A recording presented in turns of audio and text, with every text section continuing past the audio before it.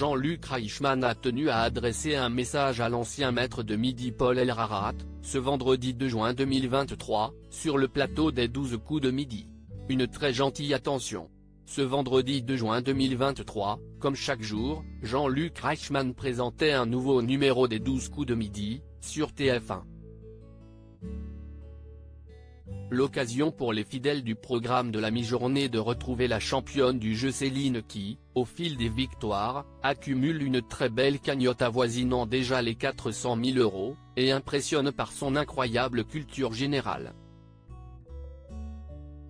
L'animateur a profité d'une question posée lors de la manche du duel pour saluer un ancien grand maître de midi, très apprécié des téléspectateurs.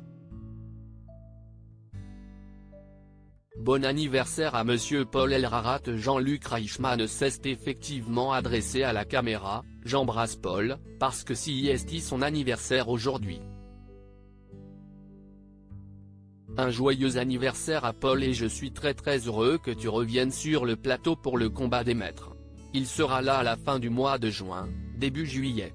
Bon anniversaire à Monsieur Paul Elrarat, a-t-il souhaité au jeune homme, qui fête effectivement ses 24 ans aujourd'hui.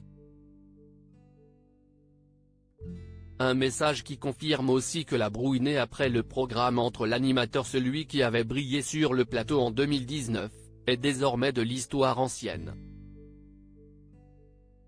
Celui qui est désormais sociétaire des grosses têtes sur RTL, sera présent pour célébrer les 13 ans du programme le 28 juin prochain.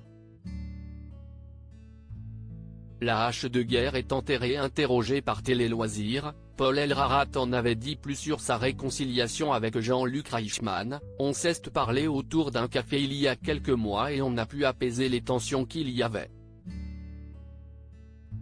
La hache de guerre est enterrée et nous repartons d'un bon pied. Mon cerveau oublie rarement les choses, mais j'ai fait en sorte d'oublier les querelles passées, promet l'ancien maître de midi qui a entendu les excuses du présentateur, c'est lui qui est revenu vers moi. Il m'a bien expliqué qu'il avait été longuement absent et qu'il ne m'avait pas envoyé les messages au bon moment à cause de soucis personnels. Il traversait le décès de sa maman. Il a exprimé ses excuses de ne pas être revenu vers moi plus tôt.